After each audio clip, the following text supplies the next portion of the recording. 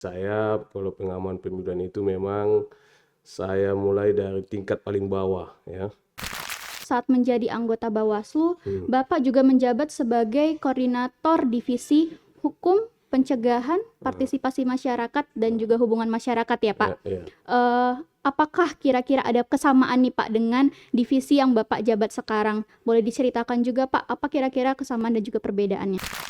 Di samping itu juga kita juga harus ya mengenyampingkan ego kita, kebencian kita ya. Karena kenapa? Ya kadang orang kan karena dia mengawasi itu merasa dia lebih tahu, lebih mengerti ya. Padahal sebenarnya lebih kepada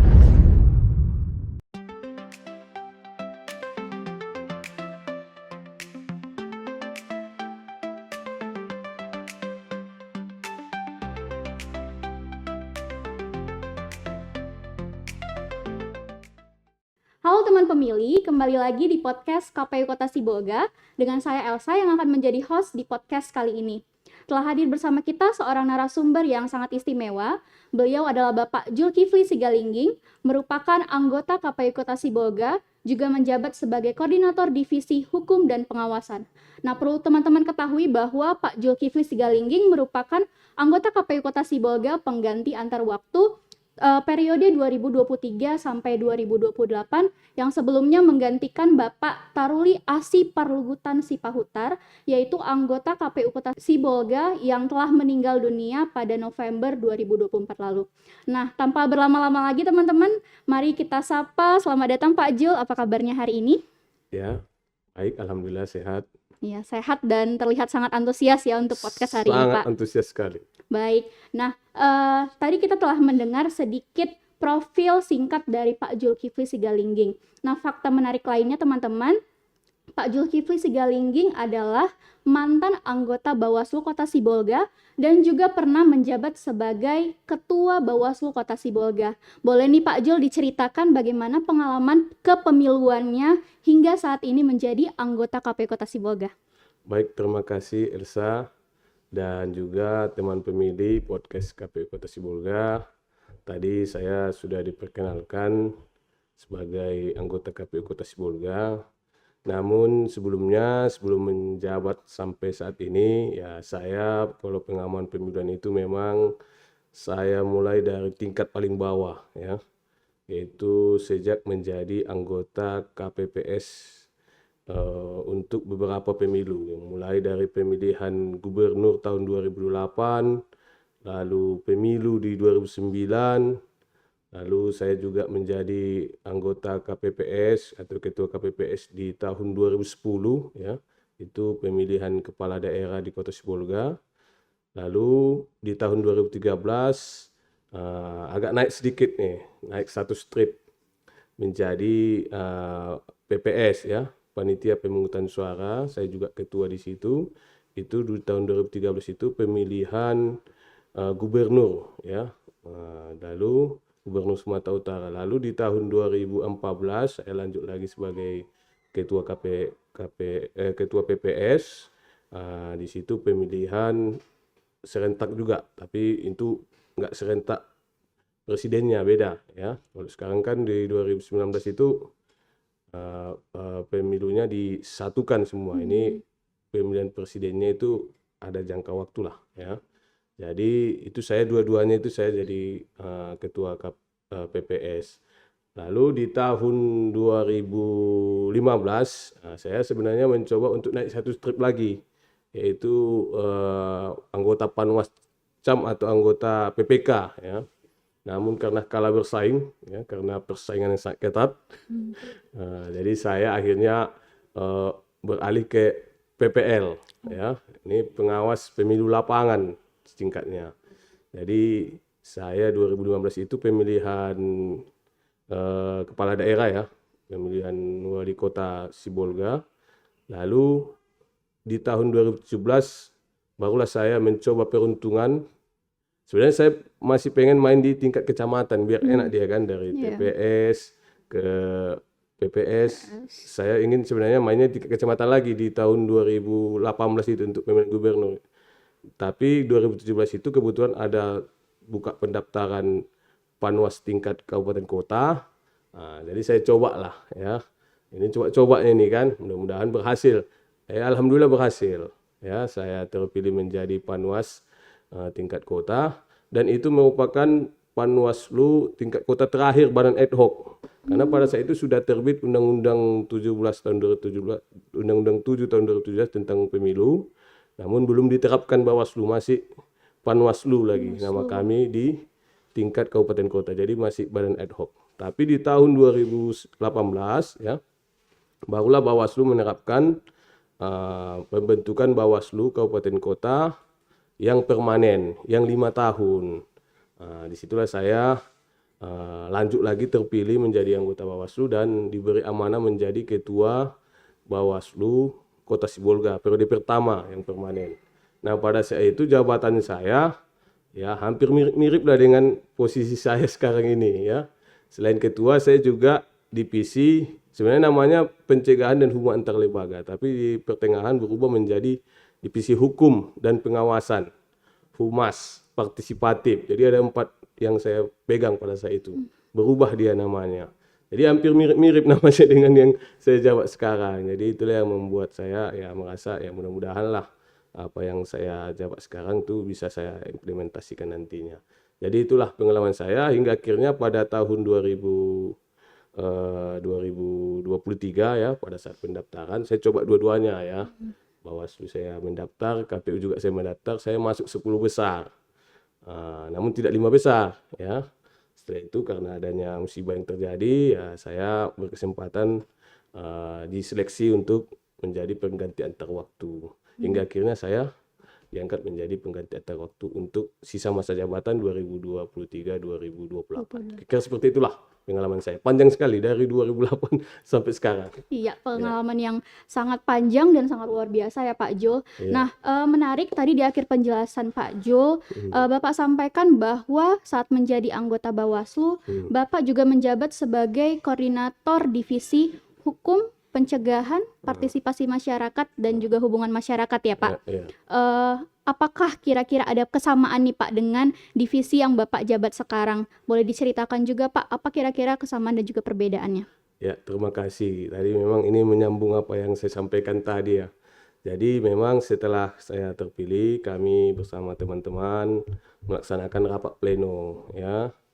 Karena memang ini teman-teman yang lain, anggota KPU yang lain sudah nyaman dengan jabatan beliau. Kami ya saya sebagai pengganti antar waktu ya oke saja dengan jabatan yang ditinggalkan oleh Pak Taruli ya mendiang. Apalagi itu memang saya punya latar belakang seperti itu juga ya. Jadi saya jadi saya menjadi anggota KPU dengan jabatan koordinator divisi hukum dan pengawasan.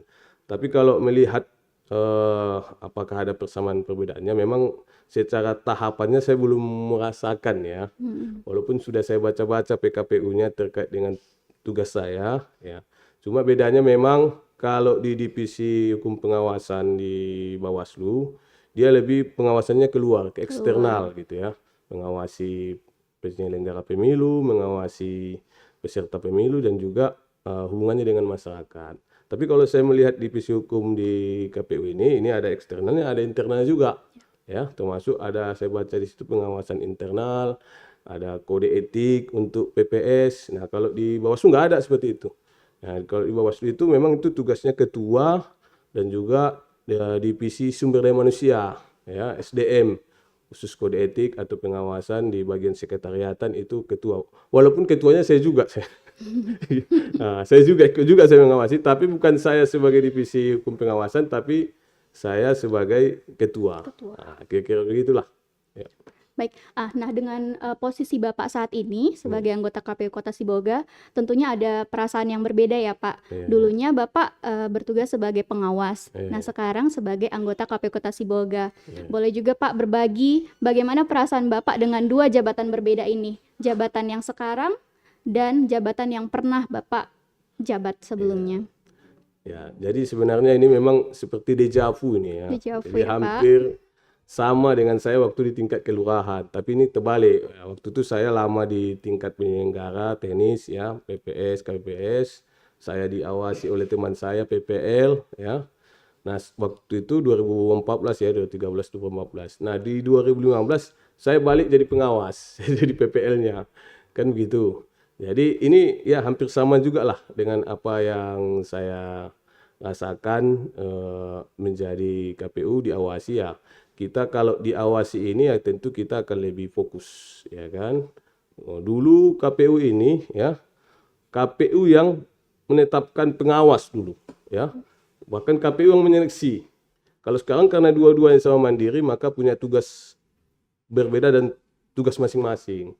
Jadi kalau kita diawasi tentu kita lebih fokus, lebih hati-hati. Nah beda aja kalau kita yang mengawasi, kita justru harus lebih tahu apa yang dikerjakan KPU. Benar. Nah, ya kan? Harus kita lebih mengerti. Jangan kita yang mengawasi, kita nggak tahu apa yang kita kerjakan. Jadi nggak boleh kami itu di Bawaslu itu sering berkata, jangan hanya nengok-nengok saja. Nah, di samping itu juga kita juga harus ya menyampingkan ego kita, kebencian kita, ya.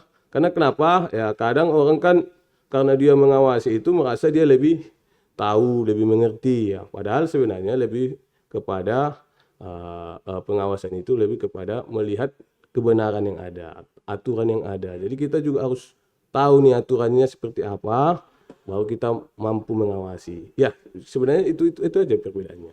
Nah, sekarang saya di KPU tentu ada pihak yang mengawasi kita, kan? Maka ya sifat kita adalah ya kita harus kembali ke peraturan, kita harus mengerti aturan itu, mengerti tugas dan fungsi kita. Kalau itu terlaksana ini pasti aman-aman saja, tidak ada masalah. Ya, kira-kira seperti itu. Ya, meskipun KPU dan Bawaslu merupakan dua instansi yang punya tugas dan fungsi yang berbeda, tapi keduanya sama-sama bersinergi untuk memaksimalkan pesta demokrasi terbesar negara ini ya Pak. Iya, betul Nah, sekali.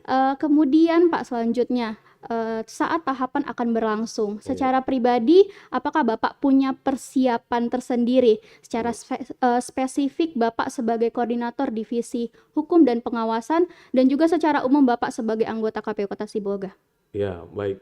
Ya, mungkin kita kalau melihat tahapannya sekarang masih sangat jauh ya, 2029 ya. Walaupun demikian, ya saya selaku anggota KPU ya secara kolektif dengan teman-teman saya ya harus mempersiapkannya sejak awal. Khususnya saya lah ya.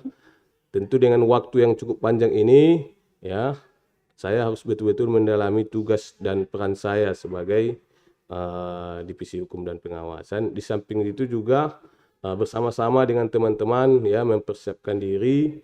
Karena kenapa tahap persiapan itu sangat penting sekali. Benar. Ya. Karena jujur saja saya katakan ini berdasarkan pengalaman saya ini. Ya. Peraturan itu, apalagi peraturan KPU ya, peraturan Bawaslu itu sangat sering berubah-ubah ya. Jarang saya ketahui ya, saya dengar ya peraturan KPU, peraturan Bawaslu itu yang lama dipakai untuk tahapan selanjutnya. Pasti ada berubah. Kalau dalam istilah hukumnya itu junto gitulah. Nah, kalau nggak 1-2 pasal ya, bahkan bisa satu dasar hukumnya itu semua bisa berubah. Nah, berdasarkan pengalaman yang kita miliki lah ya, baik saya secara pribadi dan anggota yang lain, ya kita harus betul-betul menelaah ya hukum itu dengan baik, aturan itu dengan baik. Dan juga menyampaikannya kepada jajaran kita. Ya, jajaran kita juga tidak bisa juga kita menunggu nanti tahapan masih lama ya, santai-santai aja dulu, tidak. Termasuk Elsa dan juga kawan-kawan CPNS lainnya yaitu harus mempersiapkan diri ya. Apalagi kalau umpamanya ada tahapan yang atau bukan tahapan sih, program yang kita laksanakan. Nah, ini harus kita manfaatkan waktu kita untuk mempersiapkannya. Kira-kira seperti itu. Baik, kembali lagi bahwa sebagai sebuah tim ya Pak, kita harus lebih mendorong kepada kerjasama tim dan juga mengesampingkan ego sektoral kedivisian ya Pak. Nah, selanjutnya Pak, masih tentang persiapan pemilu di 2029. Banyak seliuran nih di media Pak, terutama termasuk putusan Mahkamah Konstitusi nomor 135 yang membedakan jadwal antara pemilu nasional dan juga pilkada. Nah, ini pastinya akan sangat mempengaruhi ya Pak, bagaimana nantinya pilkada ataupun pemilu khususnya di Kota Sibolga. Menurut Bapak sendiri, bagaimana kira-kira gambaran pemilu atau pilkada ke depannya di Kota Sibolga Pak, setelah adanya putusan Mahkamah Konstitusi ini? ya terkait dengan putusan MK ini memang ini menjadi pembahasan publik ya. Ya. Termasuk kami juga di anggota KPU ya. Juga bahkan waktu kita audiensi kepala daerah juga melihat atensinya ini terkait putusan ini. Namun ya untuk putusan di tingkat nasional ini kita harus menunggu ya. Walau demikian kita kan nggak tahu nih, bisa jadi diteruskan, ditetapkan karena saat ini lagi ada revisi Undang-Undang Pemilu. Nah, kita selaku di daerah tentu siap-siap saja dengan apa dan model seperti apa pelaksanaan pemilu dan pilkada kita. Bagi saya ya masyarakat Sibolga ini tingkat partisipasinya ini sudah cukup tinggi ya. Apakah itu pilkada, apakah itu pemilu ya. Kita Sibolga ini selalu bisa mencapai target. Kalaupun tidak terlalu pas dia sedikit lah gitulah. Karena pengalaman saya ini masyarakat Sibolga ini mau dia pemilu, pilkada, dia selalu antusias berpartisipasi dalam pelaksanaan pemilu. Tinggal lagi memang ya dengan adanya putusan Mahkamah Konstitusi ini kita seperti kembali ke 5 tahun yang lalu. Kalau saya lihat kan putusan MK ini kan memisahkan dia kan. Nah, maka pilkada dan pemilihan umum legislatif itu akan berbeda atau pilkada lokal katanya, pilkada nasional. Nah, dengan kata lain kita sudah pengalaman itu ya. Pada periode saya di 2018-2023 itu selama periode 5 tahun itu 3 kali kita melaksanakan pemilu. Dan mudah-mudahan ya masyarakat Sibolga itu sangat antusias ya. Sangat antusias dan partisipasi juga cukup tinggi. Jadi kalau seandainya pun dipisah ya, yang paling penting mungkin bagi kita warga Sibolga ini atau juga penyelenggara pemilu ya regulasi itu harus kita pahami. Karena saya yakin putusan MK itu bukan hanya sekedar jadwal saja, akan runtutannya pasti akan berubah. Ya, runtutannya pasti akan berubah. Bakal ada aturan-aturan yang mungkin selama ini belum ada, nah sekarang ada. Nah, seperti yang saya katakan tadi berdasarkan pengalaman-pengalaman kita itulah kita jadikan modal kita untuk mempersiapkan diri. Ini masih tahun 2025. Ya, kalau seandainya dilaksanakan di 2009 lalu ada lagi 2031, sebenarnya secara waktu kita masih panjang. Nah, ini yang harus kita manfaatkan. Baik, menarik tadi Pak di akhir penjelasan mengenai partisipasi pemilu. Pasti akan ada resiko menurunnya partisipasi pemilih dalam pilkada ataupun pemilu yang jadwalnya terpisah. Nah, bagaimana kira-kira peran Bapak sebagai koordinator divisi hukum dan pengawasan untuk menjawab tantangan ini, Pak? Ya. Kita dalam hal pelaksanaan pemilu ini sudah kita pernah merasakan pemilu itu tidak serentak. Jadi Sibolga ini ya pernah juga dilaksanakan serentak, ya kan?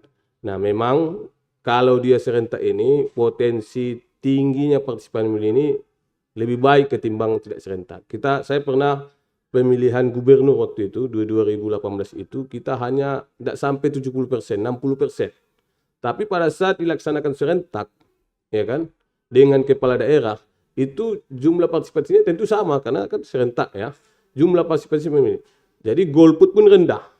Nah, jadi kalau dia diadakan serentak secara kedaerahan ya dan serentak secara nasional, sebenarnya pelaksanaan pemilunya itu pasti akan sama. Tinggal lagi memang yang serentak secara nasional inilah yang saya belum melihat karena ini kan nanti kalau dia pemilu nasional secara serentak dia akan memilih pemilih DPR RI ya, DPD dan presiden. Nah, cuma itu saja. Sedangkan banyak masyarakat ya tertarik dengan pemilihan kepala daerah atau juga DPRD. Ini kita rasakan ini di masyarakat. Nah, jadi tugas kami di divisi hukum bagaimana kita ya mensosialisasikannya lah kepada masyarakat bahwa mau dia pemilu nasional maupun pemilu lokal ya itu efek sampingnya untuk pembangunan daerah itu sama saja. Ya, kebijakan-kebijakan nasional tentu akan berpengaruh kepada kebijakan-kebijakan daerah. Jadi mau dia kepala daerah, mau dia presiden, ya kita berharap masyarakat antusias. Walaupun ini jadi tantangan nih, ya dengan adanya pemilu nasional dipisah dengan pemilu lokal. Jadi ini hal yang baru. Jadi menarik bagi kita untuk mendiskusikannya, termasuk juga kepada tokoh masyarakat, pemilih pemula, ya karena ini hal baru ya. apabila itu memang betul-betul terjadi keputusan Mahkamah Konstitusi tersebut. Jadi divisi hukum ya atau divisi hukum pengawasan ini ya harus betul-betul menjelaskan aturannya nanti apabila memang sudah disahkan oleh pemerintah. Harus kita maksimalkan sosialisasi kita. Kira-kira seperti itu. Baik, besar harapan kita ya Pak, partisipasi pemilih bukan menurun, malah meningkat untuk kedepannya ya Pak, dengan giat melakukan sosialisasi, edukasi, dan juga menggandeng tokoh masyarakat, lembaga pendidikan, dan juga stakeholder lainnya ya Pak. Baik, selanjutnya Pak, pada podcast sebelumnya cukup menarik nih, Pak Asmarudin Nasution dan juga Pak Armansyah membahas mengenai kegiatan-kegiatan apa saja yang dilakukan oleh KPU Kota Sibolga di masa non-tahapan. Nah, salah satunya adalah pemutakhiran data pemilih berkelanjutan ya Pak. Nah, menurut pengalaman Bapak sendiri, bagaimana kira-kira program pemutakhiran data pemilih berkelanjutan ini Pak? Dan kira-kira apa Bapak punya saran ke depannya untuk program ini Pak? Ya, kita ketahui memang di masa non-tahapan ini KPU masih punya peran penting dalam menjalankan undang-undang pemilu ya. Salah satunya dengan membuat program pemutakhiran data pemilih berkelanjutan. Dan ini sebenarnya produk PPDB ini tidak terlalu lama ini sebenarnya. Karena di masa saya dulu waktu KPPS ini belum ada. Namun kalau saya menilai ini adalah program yang ya cukup brilian lah dari KPU ya. Bagaimana tidak ada pemilu tapi kita masih melakukan penyusunan data pemilih, masih memelihara dan menjaga data pemilih kita. Jadi bagi saya ini program yang penting kita dukung bersama. Jadi ini perlu kita sosialisasikan ke masyarakat. Karena saya ya di lapangan ya di PPS ya pernah sekali suatu kejadian ya ada masyarakat ya yang menjadi TMS padahal dia memenuhi syarat. Datanya sudah lama, KTP-nya ada. Kadang saya gaut-gaut kepala saya, kok bisa ya? Atau masyarakat yang sudah meninggal tiba-tiba memilih atau sebaliknya, bolak-baliklah dia. Nah, pada saat itu ya belum ada PPDB, PDPB ya, pemutakhiran data pemilih berkelanjutan. Jadi dengan adanya PDPB ini mungkin ya keuntungannya adalah kita bisa dapat mengetahui, kita punya database data masyarakat.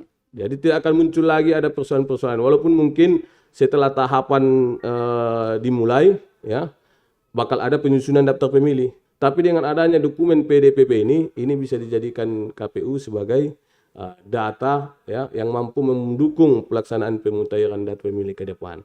Nah, selanjutnya kita juga punya program sosialisasi dan juga verifikasi terkait dengan partai politik. Ini juga penting ya, apalagi verifikasi partai politik atau perpat ini akan berlangsung jauh sebelum tahapan inti. Seperti pemutakhiran data pemilih juga nih. Biasanya pemilihan pendaftaran partai politik itu selalu di awal tahapan. Dengan adanya sosialisasi terkait itu ya, maka masyarakat jadi tahu bahwa KPU ini masih punya tugas yang harus dipersiapkan, bukan hanya menunggu pelaksanaan tahapan pemilu. Kira-kira seperti itu. Ya, benar sekali ya Pak Jul. Bahkan melalui podcast ini kami juga terus mengingatkan untuk teman pemilih untuk melakukan update data diri ya Pak. Khususnya untuk teman pemilih yang mungkin pindah tempat tinggal atau alih status secara permanen, atau untuk teman-teman pemilih pemula yang baru saja berusia 17 tahun, boleh lakukan update data diri sehingga kamu berkesempatan untuk menjadi partisipasi dalam pesta demokrasi terbesar negara ini. Dan ingat, pilihanmu akan menentukan arah bangsa ini ya Pak. Betul sekali. Kemudian yang terakhir Pak, pertanyaan yang paling pamungkas.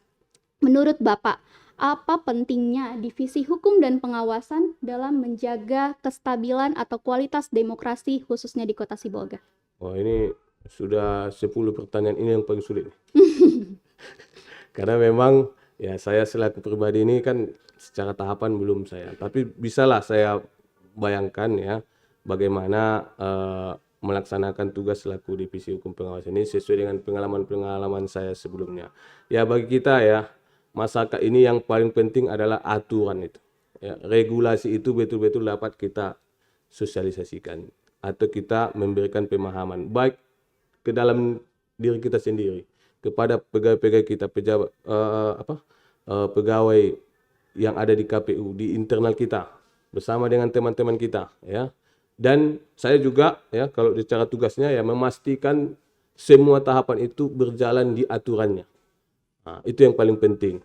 Nah, bagaimana ke depannya, bagaimana hubungannya dengan masyarakat, ya. KPU sudah sejak awal ya punya beberapa media untuk mensosialisasikan aturan-aturan hukum.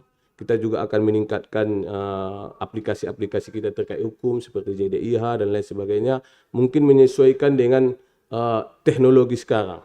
Ya. Jadi kita ketahui kan, pemilu itu penuh dengan aturan hukum. Kalau ada tahapan pemilu itu nggak kemana 20 sampai 25 peraturan KPU, ya, begitu juga peraturan Bawaslu. Itu harus kita betul-betul laksanakan, jangan ada pasal-pasal yang kita tidak ketahui implementasinya. Jadi bagi saya ini memang sebenarnya walaupun agak santai, justru divisi hukum ini memang tugasnya memastikan semua proses tahapan itu bisa berjalan dengan baik, termasuk juga menjaga kode etik, ya, para penyelenggara ad hoc kita, ya kan, bagaimana berhadapan dengan persoalan-persoalan hukum seandainya umpamanya KPU digugat atau KPU ada sengketa. Jadi secara pelaksanaannya oke, ada tahapannya, secara divisi ada yang melaksanakannya, tetapi divisi hukum justru menjaga, ya, supaya pelaksanaannya sudah sesuai pada alur dan aturannya. Jadi itu kira-kira. Baik, terima kasih Pak Jul untuk banyak sekali ilmu dan juga pengalaman yang boleh dibagikan. Dan terakhir nih Pak, untuk menutup podcast kali ini, boleh dibagikan pesan-pesannya untuk teman-teman pemilih pemula. Sorry Pak. Baik, terima kasih Pak Jul untuk banyak sekali pengalaman dan juga ilmu yang sudah dibagikan. Nah, untuk terakhir Pak, untuk menutup podcast kali ini, boleh dibagikan pesan dan pesannya untuk teman-teman pemilih yang nantinya akan menonton podcast KPU Kota Sibolga hari ini. Ya, baik teman-teman pemilih yang menyaksikan podcast ini, ya, saya dan kami berharap KPU, ya, bisa mendapatkan masukan, ya, dan juga saran dari masyarakat terkait perkembangan podcast ini. Silahkan tanya, kalau umpamanya ada kolom komentar ditanya, atau diusulkan kira-kira temanya seperti apa yang mau diulik. Tentu terkait dengan kepemiluan, ya, bukan terkait dengan yang lain-lain.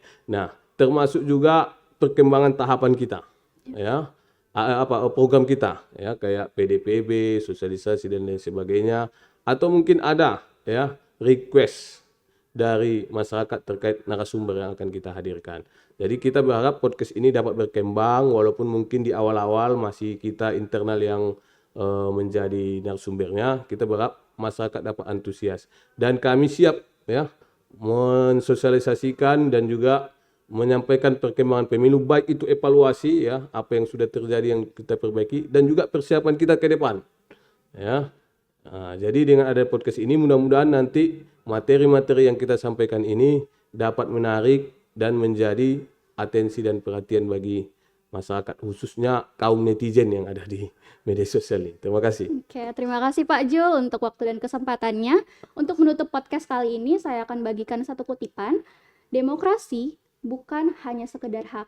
Demokrasi merupakan tanggung jawab kita bersama. Terima kasih, sampai ketemu di podcast KPU Kota Sibolga selanjutnya.